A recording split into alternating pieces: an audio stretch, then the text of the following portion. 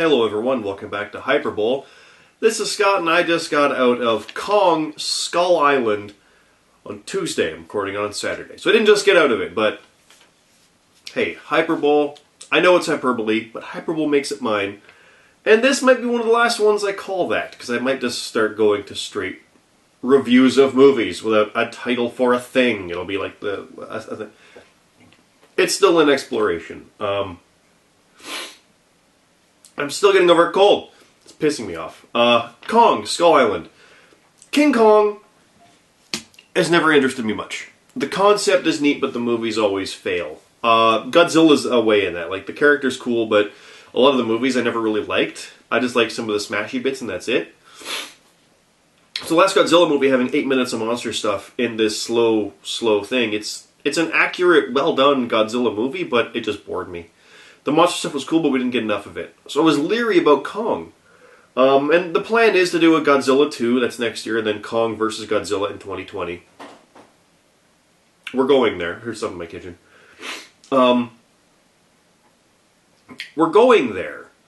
But on the road there, we got to get through Kong. And how will this work? Now, it's not King Kong, interestingly enough. They just called it Kong. And it was originally the Skull Island, too, for that matter. So it's rather interesting where they're going with it. And, of course, everyone was worried it's going to be like a big bait and switch of barely any Kong. Nope. Nope, this is the other angle of things where Kong is all over the place. And it's great. They don't hold back from showing him. They don't hold back from showing him do stuff. They focus on him. They spend time with him. He has an arc. It's great. It's fun. Also, it's in the 70s. It's the end of the Vietnam War, quite literally, and the helicopter squadron takes the soldiers in to investigate, or the scientists in to investigate this island. And things go crazy. So instead of just having whatever random group exploring, looking for a giant ape, they have soldiers able to fight back, and it's awesome. To say that this movie is everything that Godzilla isn't, and for all the right reasons, and yet Godzilla is still good, and so is this, is a weird thing, but that's what I'm saying here. This is the American smashy smash kind of Kong, but it's also the most fun movie there is of these, I think. I think this is the best Kong movie I've ever seen. The Peter Jackson one is way over-bloated, as far as I'm concerned. The original is incredible in what they achieved, but it's really dated at the same time. The 70s one is also really dated at the same time, and impressive for what they pulled off. But this was just fun throughout, with great characters, too. And the problem with Godzilla that I had with a lot of it, and forgive me as I have a runny nose. I didn't have this runny nose at all until now, so forgive me. With Godzilla, you have these characters go in, and you have Bryan Cranston, the one interesting character off the bat, and you have Ken Watanabe, interesting characters. These two characters exploring, investigating, researching, who know something's up and believe it, but they're supplanted, literally in the death of Cranston's character early on, or just shoving Watanabe off to the side for no reason. And they're literally replaced by either the Cranston's son, who's a good actor, Aaron Taylor Johnson, and these other whatever nobody characters you don't care about, doing very stock military stuff. And I get it, it's a jarhead, and he's what he is. That's it. But there's no personality to it. It sucks. With Kong, you get characters that are very 70s-esque feel of like, well, that's this guy, that's that guy, but they spend just a little bit of time to get you invested so you know.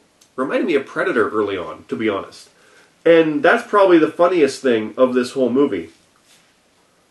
Oh, man.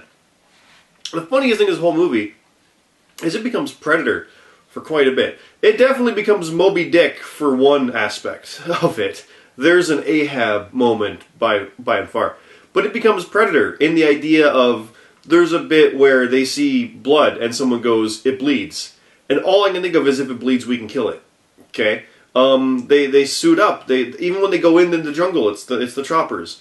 when they're suiting up. It's the idea of a monster that they can't take, but they're going to use their ingenuity in a montage to build something to trap it and go out there. There's a shot of him lifting up a torch and yelling when he's about to face the monster at night in their trap. That's Predator. It so is. It's awesome. I mean, for all the right reasons, obviously. But this movie is so much fun, and I like the cast. A lot of people say like Hiddleston had an action moment that was like out of nowhere. He was never established like that. Friend Ryan said that. He hadn't seen it. His reviewers were saying that, so he relayed that to me. And they did establish him in a bar fight in a pool hall, taking on 3 guys. He's said to be a special, like an SAS Special Forces operative, going mercenary. So he's established as a guy who can handle himself, period. End of story. Does he know how to use a sword, was the argument. Like, well, I would like to think he could use a melee weapon, be it a big knife or whatever it is. Because it's not like it's a giant sword, it's a short sword, but I think he could figure it out if he knows how to use a pull cue, which they showed earlier. I know they're not the same, but we're talking movie language here, right? And when you watch it, it's different than someone telling you this didn't work. It is still out of nowhere. It's a 300 moment when he does that. It's kind of out of nowhere, but this movie is full of just crazy visuals of a man standing in front of fire with a giant monkey looking at him angry, and they're growling at each other. Like, if you're having problems with how Tom Hiddleston is using a sword as his character in that scene, but you're okay with that, come on. The priorities are wrong, really. Like, that's all I gotta say to that. It's fun. It's big, crazy action. Absolutely a big screen movie by and far. Excuse me. I so plan to get the Blu-ray on this one. It's a day one purchase for me. I absolutely loved it. Brie Larson is good as well. John Goodman's good. And there's a lot of characters like, oh, this actor.